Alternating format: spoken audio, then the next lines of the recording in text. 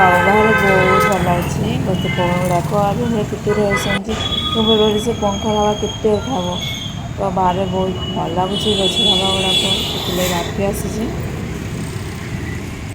ସମସ୍ତଙ୍କୁ ମୋର ଜୁହାର ଜୟ ମା ସମଲେଇ। ଆଉ କେନ୍ତା ଅଛନ୍ତି ସମସ୍ତେ, ଆଶା କରୁଛି ଆପଣମାନେ ବହୁତ ଭଲ ଥିବେ। ଆଉ ଏବେ ତ ଭୁବନେଶ୍ୱରରେ ବର୍ଷା ହେଉଛି, ଆମ ପଶ୍ଚିମ ଓଡ଼ିଶାରେ ବର୍ଷା ହେଉଛି କି ନାହିଁ ତ କମେଣ୍ଟରେ କହିବେ। ଆସିକିରି ଏବେ 7:30 ହେଲାନ ଆଉ ମୁଇଁ ବାହାରିକି ରୁମ୍ରୁ ରାସ୍ତା ସାଇଡ଼୍କୁ ଆସିଛେ। ସବୁଦିନେ ତ ନି ଆସେ ହେନ୍ତା ଦିନେ ଦିନେ ଆଏସି, ଯେନ୍ ଦିନେ ଆଏସି ବହୁତ ଭିଡ଼ ଥିସନ୍, ବହୁତ ଲୋକ ଥିସନ୍ ସାଇଡ଼୍ରେ। ଯେତେ ବି ଚେୟାର ସେଠି ଅଛି ଚେୟାର ଗୁଡ଼ାକରେ ବି ଲୋକମାନେ ବସିଥିସନ୍, ଜାଗା ନି ମିଲି। ତ ଆଜି ଦେଖିଲି ଆସିଲି ଯେ ଲୋକ ବି ସେତିକି ନାଇଁନ, ବେଶ କମ୍ ଅଛେ ଆଉ ଚେୟାର ବି ଖାଲି ଥିଲା ତ ବସିଛେ। ନାଇଁ ତ ମୁଁ ଡାଇରେକ୍ଟ ମାର୍କେଟ ସାଇଡ଼୍କୁ ପଲେଇଥାନ୍ତି। ଏବେ ସେ ବସିଛି, ଭଲ ଲାଗୁଛି ଏଇନେ ପବନ ବି। ତ ରୁମ୍କେ ଯାଇକିରି କାଣା କରମି ସେଥିଲାଗି ବସିଛେ। ରୁମ୍ରେ ଏକଲା ଏକଲା ବି ଭଲ ଲାଗ୍ବାନି।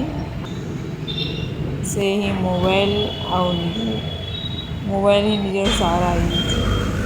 ତ ଏଇ ବେଶୀ ଟାଇମ୍ ହେଲାନ ତ ମାର୍କେଟରେ ବି କିଛି କିଣିବାର ଅଛି ତ ମାର୍କେଟ ଜଲ୍ଦି ପଳାଉଛେ। ତ ଦେଖୁଥିବେ ଗୋଟେ ସାମ୍ନା ଗୋଟେ ଜେଜେଟେ ଯାଉଛନ୍।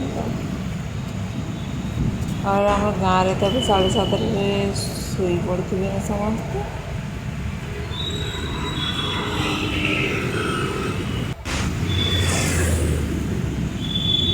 ଆଉ ଦେଖିଲା ଲୋକମାନେ କମେଣ୍ଟ କରିବେ ଏଇଟା କେନ୍ ଜାଗା,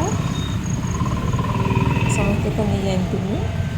ଏଇଟା ରେଡ଼ିଓ ଷ୍ଟେସନ୍ ପାଖରେ ଯେଉଁ ରାଜମହଲ ଅଛି ସେଇ ଜାଗାଟା। ତ ମୋ ଚ୍ୟାନେଲ୍କୁ ଯେମାନେ ନ୍ୟୁ ଆସିଥିବେ ତ ସବସ୍କ୍ରାଇବ୍ ଲାଇକ୍ କରିଦେବେ। तो मैं आगे वीडियो बनाऊँगी।